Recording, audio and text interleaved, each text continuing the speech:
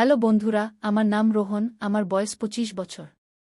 মেয়েদের চেয়ে বয়স্ক মহিলাদের প্রতি আমার সবসময় বেশি আগ্রহ ছিল। তাদের স্থির ভঙ্গি, সুন্দর শরীর এবং গভীর কথোপকথন আমাকে অন্য এক জগতে নিয়ে যায়। যখনই আমি তাদের কাছে থাকি, এক অদ্ভুত শান্তি এবং আনন্দ অনুভব করি। স্কুলের পড়াশোনা শেষ হয়ে গিয়েছিল এবং এখন আমি কলেজে ভর্তি হতে যাচ্ছিলাম। আমি একটি ভালো কলেজে ভর্তি হয়েছিলাম, কিন্তু আসলে সমস্যা ছিল যে কলেজটি শহরে আর আমার বাড়ি গ্রামে। প্রতিদিন যাতায়াত করা খুব কঠিন ছিল, তাই আমাকে শহরে থাকার জন্য একটি ভাড়া বাড়ি খুঁজতে হয়েছিল। আমি অনেক জায়গা দেখলাম, কিন্তু হয় ভাড়া অনেক বেশি ছিল কিংবা পরিবেশ ঠিক ছিল না। তারপর একদিন আমি এমন একটি বাড়ি পেলাম যা ঠিক ছিল এবং আমার বাজেটের মধ্যেও। কিন্তু আসলে আশ্চর্য হলাম যখন আমি সেই বাড়ির মালকিনকে দেখলাম। কেউ আমাকে বলেছিল যে একজন কাকা রয়েছে, তার কাছে ২-৩টি ঘর খালি আছে।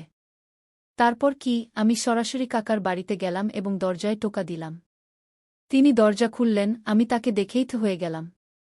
সামনে একজন ৫০ বছরের মহিলা দাঁড়িয়েছিলেন, গোঁড়ারং, তীক্ষ্ণ চোখ, মনে হচ্ছিল তিনি এখনও ৩০ বছরের। তিনি এমন ছিলেন যে কোনো পুরুষই তার উপর মুগ্ধ হয়ে যাবে। আমার আগে থেকেই এমন মহিলাদের পছন্দ ছিল। তার শরীরের প্রতিটি অংশ, তার প্রতিটি নড়াচড়ায় আমাকে তার দিকে টানছিল। আমি তার দিকে এমনভাবে তাকিয়েছিলাম যেন একজন তৃষ্ণার্ত জল দেখছে। তার প্রতিটি ভঙ্গিতে এক অদ্ভুত নেশা ছিল যা আমাকে মাতাল করে তুলছিল। ঠিক তখন তিনি আমাকে জিজ্ঞেস করলেন, বলুন, কি কাজ? তার কণ্ঠে এক অদ্ভুত মধুরতা ছিল যা আমার কানে বাজছিল। আমি একটু সংকোচের সাথে বললাম, জি জি কাকা, কেউ আমাকে বলেছিল যে আপনার কাছে একটি ঘর খালি আছে। আসলে আমি পাশের কলেজে ভর্তি হয়েছি এবং আপনার ঘরটি ভাড়া নিতে চাই। তিনি হেসে বললেন, হ্যাঁ হ্যাঁ, ঘর খালি আছে, আপনি নিতে পারেন। তারপর তিনি আমাকে ভিতরে আসতে বললেন এবং তিনি এগিয়ে চললেন। আমি তার পিছনে পিছনে চলছিলাম এবং আমার চোখ শুধু তার দিকেই ছিল। তার হাঁটার ভঙ্গি, তার শরীরের লয়, সবকিছু আমাকে তার দিকে টানছিল। আমার ভিতরে এক অদ্ভুত আগুন জ্বলতে শুরু করেছিল। তার বাড়ির ভিতরের গন্ধ আলাদা ছিল, এক অদ্ভুত সুগন্ধ যা আমার ভিতরের অস্থিরতাকে আরও বাড়িয়ে দিচ্ছিল। তিনি আমাকে ঘরটি দেখালেন যা পরিষ্কার পরিচ্ছন্ন এবং বাতাস চলাচল করা ছিল। কিন্তু আমার চোখ ঘরের চেয়ে তার দিকেই বেশি ছিল। তার প্রতিটি নড়াচড়া, প্রতিটি ইশারা আমাকে তার দিকে টানছিল। আমি তার কাছে থাকতে চেয়েছিলাম। তারপর আমি তাকে ঘরের ভাড়া জিজ্ঞেস করলাম। তিনি যে ভাড়া বললেন তা একটু বেশি ছিল, কিন্তু আমার কোনো পরোয়া ছিল না। আমি যে কোনো মূল্যে এই ঘরটি নিতে চেয়েছিলাম। আমি তাকে বললাম, আমার এই ঘরটি পছন্দ হয়েছে, আমি এটি ভাড়া নিতে চাই। তিনি হেসে বললেন, ঠিক আছে, আপনি কাল থেকে আসতে পারেন। আমি হ্যাঁ বলে মাথা নাড়ালাম এবং মনে মনে খুব খুশি হলাম। পরের সকালে আমি আমার জিনিসপত্র নিয়ে প্রস্তুত ছিলাম। একটি পুরানো ব্যাগ, যাতে আমার কিছু কাপড়, বই এবং সেই অস্থিরতা যা গতকাল থেকে আমার মনে গেঁথে গিয়েছে। কাকা, তার মুখ, তার হাসি এবং সেই ভঙ্গি আমার মনে বারবার ভেসে উঠছিল। মা আমাকে বিদায় দিতে গিয়ে বললেন, রোহন, শহরে সাবধানে থাকো, কোনো সমস্যা হলে ফোন করো। আমি হালকাভাবে মাথা নাড়ালাম, কিন্তু আমার মন ছিল অন্য কোথাও, সেই বাড়িতে, সেই মহিলার কাছে, যে আমার মনে এক অদ্ভুত আগুন জ্বালিয়ে দিয়েছিল। সন্ধ্যার অন্ধকারে আমি কাকার বাড়িতে পৌঁছলাম। গলিতে একটু নিস্তব্ধতা ছিল এবং তার বাড়ির বাইরের ছোট বারান্দাটি আমাকে তার দিকে টানছিল। আমি ব্যাগ কাঁধে ঝুলিয়ে দরজায় টোকা দিলাম। কিছুক্ষণ পর দরজা খুলল এবং সামনে তিনি দাঁড়িয়েছিলেন। কাকা, তার শাড়ি গা লাল রঙের ছিল, যার প্রান্ত হালকাভাবে বাতাসে লহরী দিচ্ছিল। তার চুল একটু এলোমেলো ছিল এবং তার মুখে ঘামের একটি ছোট ফোঁটা চকচক করছিল, মনে হচ্ছিল তিনি এইমাত্র রান্নাঘর থেকে এসেছেন। এসো রোহন, তার কণ্ঠে সেই মধুরতা ছিল যা আমার কানে মধুর মতো গলে যাচ্ছিল। আমার ভিতরে এক ঝড় উঠতে শুরু করল।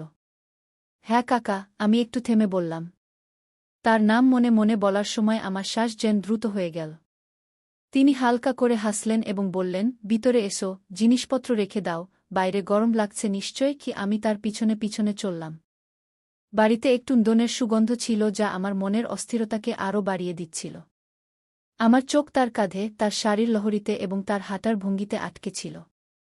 যখন তিনি ঘরের দিকে ঘুরলেন, তার শাড়ির আঁচল একটু কাঁধ থেকে সরে গেল। আমার চোখ সেখানে আটকে গেল, তার কোমরের কোমল রেখা যা শাড়ির নিচে হালকাভাবে ফুটে উঠছিল। আমি তাড়াতাড়ি চোখ সরিয়ে নেওয়ার চেষ্টা করলাম, কিন্তু আমার মুখ গরম হয়ে উঠছিল। আমার ভিতরের আগুন কমরায় পৌঁছে আমি আমার ব্যাগ রেখে দিলাম। তিনি আমার কাছে এসে বললেন, রোহন, এই কামরাটা ঠিক আছে তো? কিছু দরকার হলে বলবে কি তার কণ্ঠে এক অদ্ভুত গরম ভাব ছিল যা আমার হৃদয় স্পর্শ করছিল। আমি শুধু মাথা নাড়ালাম কারণ আমার জিহ্বা যেন হারিয়ে গিয়েছিল। তিনি আমার ব্যাগ ঠিক করতে লাগলেন এবং ঠিক যখন তিনি ব্যাগটা তুললেন তার আঙুলগুলো আমার হাতের সাথে হালকা করে লেগে গেল। সেই স্পর্শ এত নরম, এত গরম ছিল যে আমার সমস্ত শরীরে এক শিহরণ ছুটে গেল। আমি তার দিকে তাকালাম, কিন্তু তিনি শুধু হাসছিলেন, যেন কিছুই হয়নি। আমার মনে এক ঝড় উঠছিল। সেই ছোট্ট মুহূর্তটা আমার জন্য এক অকথিত প্রতিশ্রুতির মতো ছিল। সেই রাতের খাবারের টেবিলে কাকি আমার সামনে বসেছিলেন। তিনি আমার জন্য গরম গরম পরোটা বানিয়েছিলেন। প্রতিবার যখন তিনি আমার প্লেটে পরোটা রাখতেন, তার আঙুলগুলো আমার প্লেটের কিনারা হালকা করে স্পর্শ করত। আমি তার প্রতিটি নড়াচড়ার গভীরভাবে লক্ষ্য করছিলাম। তার হাতের সেই নরম ভাব, চোখের সেই চমক, আর তার শাড়ির সেই পল্লব যা বারবার কাঁধ থেকে সরে যাচ্ছিল। একবার তার পল্লব এতটাই সরে গেল যে তার কোমরের এক অংশ স্পষ্ট দেখা যাচ্ছিল। আমার দৃষ্টি সেখানে আটকে গেল, আর সেই মুহূর্তে আমার জন্য পৃথিবী যেন থেমে গিয়েছিল। কাকি আমার দৃষ্টি লক্ষ্য করলেন, কিন্তু তিনি শুধু হালকা করে হাসলেন এবং তার পল্লব ঠিক করলেন। খাও রোহন, ভাববার জন্য পুরো রাত পড়ে আছে, তিনি ধীরে বললেন। তার এই কথায় আমার মনে নতুন এক ঝড় উঠল। পরের দিন সন্ধ্যায় আমি কামরায় পড়াশোনা করছিলাম, এমন সময় কাকি দরজা খটখট করলেন। রোহন, চা খাবে? তিনি জিজ্ঞাসা করলেন। আমি তৎক্ষণাৎ বই বন্ধ করে বললাম, হ্যাঁ, অবশ্যই কাকিকু। তিনি ভিতরে এলেন। তার হাতে দুটি পেয়ালা ছিল। একটি পেয়ালা আমার দিকে বাড়ানোর সময় তার শাড়ির পল্লব আবার হালকা করে সরে গেল। আমার দৃষ্টি তার কোমরের সেই নরম রেখায় আটকে গেল। আমি তৎক্ষণাৎ দৃষ্টি সরিয়ে নিলাম, কিন্তু আমার মুখ গরম হয়ে উঠছিল। কাকি সম্ভবত আমার ঘাবড়ানো লক্ষ্য করলেন, কারণ তিনি হালকা করে হেসে বললেন, কি হয়েছে রোহন? চা ঠান্ডা হয়ে যাবে। তিনি আমার সামনে বসে বললেন, রোহন, তোমার কলেজ কেমন চলছে? আমি বললাম, ঠিক আছে কাকি, এখনও সব নতুন নতুন। তারপর সাহস করে জিজ্ঞাসা করলাম, কাকি, আপনি এখানে একা কিভাবে থাকেন? মানে বাড়িটা তো অনেক বড়। আমার কথা অসম্পূর্ণ ছিল, কিন্তু তিনি বুঝে গেলেন। তিনি হালকা করে মাথা নিচু করে বললেন, একাকিত্ব তো অভ্যাস হয়ে যায় রোহন। আমার স্বামী চলে গেছেন, এখন 10 বছর হয়ে গেছে। আমার দুটি ছেলে আছে, কিন্তু তারা দুজনেই অন্য শহরে চাকরি করে। মাঝে মাঝে আসে কি তার কথায় এক অদ্ভুত বিষাদ ছিল, কিন্তু তার চোখে সেই একই চমক ছিল যা আমাকে প্রতিবার তার দিকে টানত। আমি ধীরে বললাম, কাকি, আপনি বিরক্ত হন না? তিনি হালকা করে হেসে বললেন, বিরক্তিকে দূর করার উপায় খুঁজে নিতে হয়। যেমন বাগান করা, বই পড়া, আর এখন তুমি এলে, তাই হয়তো এখন একটু কম একাকিত্ব লাগবে। কি তার এই কথায় আমার হৃদয়ের স্পন্দন আরও বেড়ে গেল। তিনি কি সত্যিই এমনটা ভাবছিলেন, নাকি এটা শুধু তার কথা বলার সেই নরম ভাব?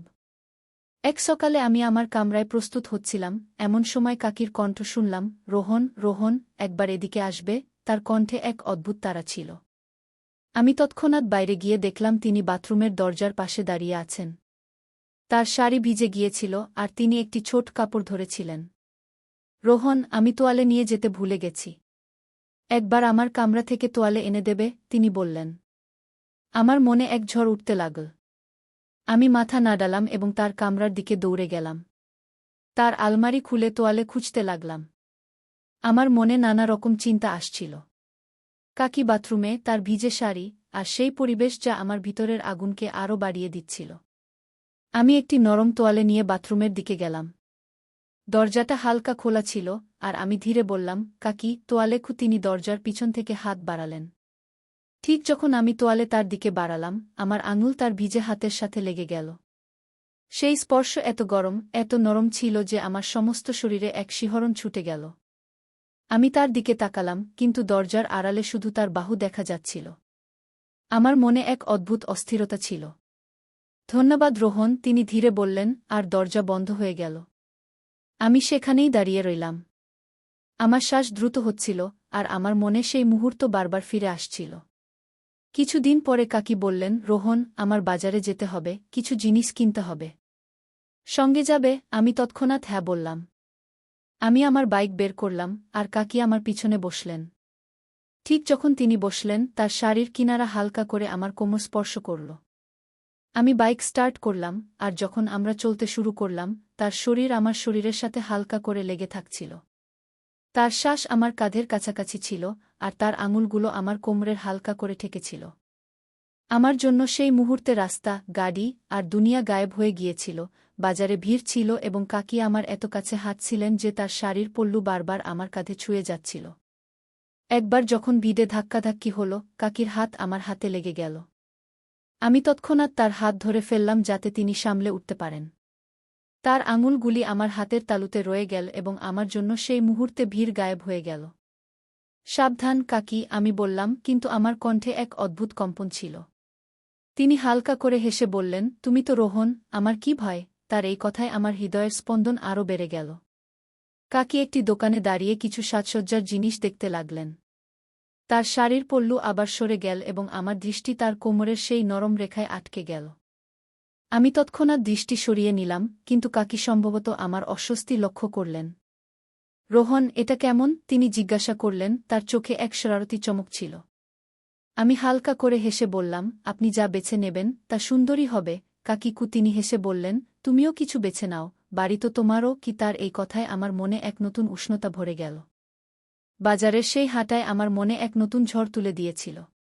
কাকির আমার পিছনে বাইকে বসা, তার শরীর আমার শরীরে হালকা করে লাগা এবং তার নিঃশ্বাসের সেই উষ্ণতা, সবকিছু আমার মনে বারবার ফিরে আসছিল। তোয়ালের ঘটনা তো আমার মনে আগুনকে আরও দাবানলে পরিণত করেছিল।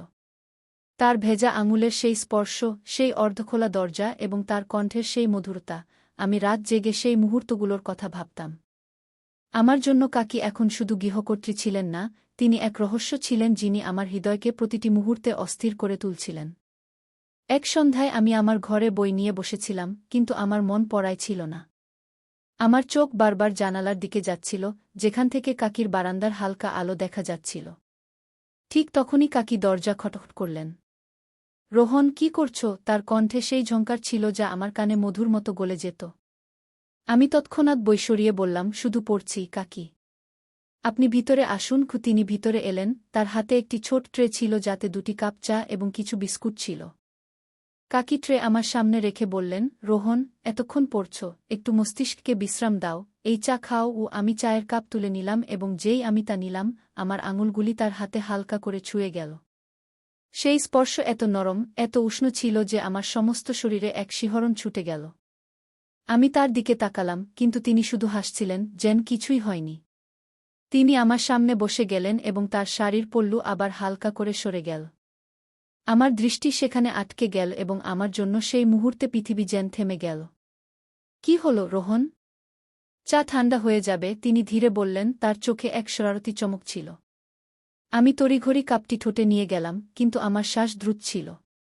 চা খেতে খেতে আমি সাহস করে জিজ্ঞাসা করলাম, কাকি, আপনি এত বছর ধরে একা আছেন, কখনো মনে হয়নি যে এখন কারও প্রয়োজন আছে?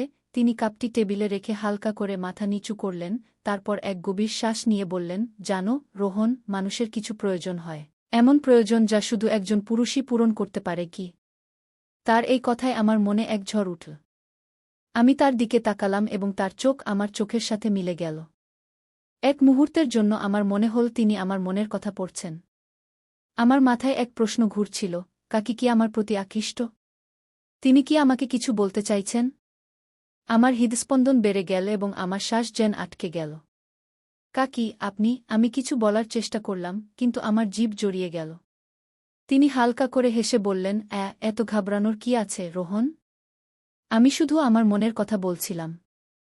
তোমার মতো যুবকের হয়তো এসব বোঝা কঠিন, কিন্তু জীবনে কিছু শূন্যতা এমন হয় যা ভারী হয়ে দাঁড়ায়। কি? তার এই কথায় আমার মনে আরও অস্থিরতা ভরে গেল।